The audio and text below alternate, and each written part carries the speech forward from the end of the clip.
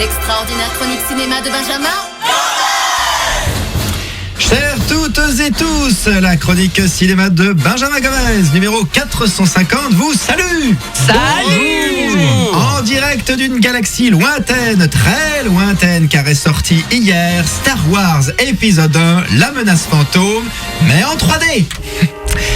On l'avait eu en version spéciale DVD, version spéciale Blu-ray, maintenant on l'a en 3D. Et ça devient n'importe quoi, hein. Ah bah comme tu dis, mais bon, je suis fan, j'y suis allé. Alors pour ceux qui ont vécu une projection 3D, vous savez qu'en entrant dans la salle, on te donne une paire de lunettes et une lingette nettoyante.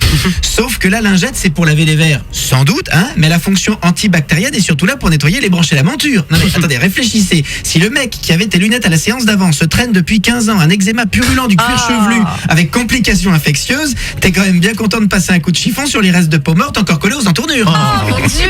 J'y avais jamais pensé, mais c'est dégueulasse. Oh, il y a un cheveu, option calvitie.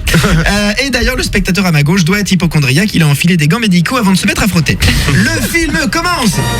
Célèbre générique déroulant vu sur la planète Naboo. Et là, cri dans la salle, je me retourne, il y a un mec qui me lance un regard de détresse à travers ses lunettes 3D empilées sur celles de vue. Je suis astigmate. Je comprends son désespoir. Un astigmate, il a déjà du mal à faire le point sur une zone définie, genre l'écran, tu vois. Mais alors, si tu lui rajoutes des vaisseaux spatiaux qui se baladent en 3D dans la salle, la rétine capitule, hein. Bref, je lui attrape la main et je lui chuchote. On va y arriver, ensemble, je suis myope.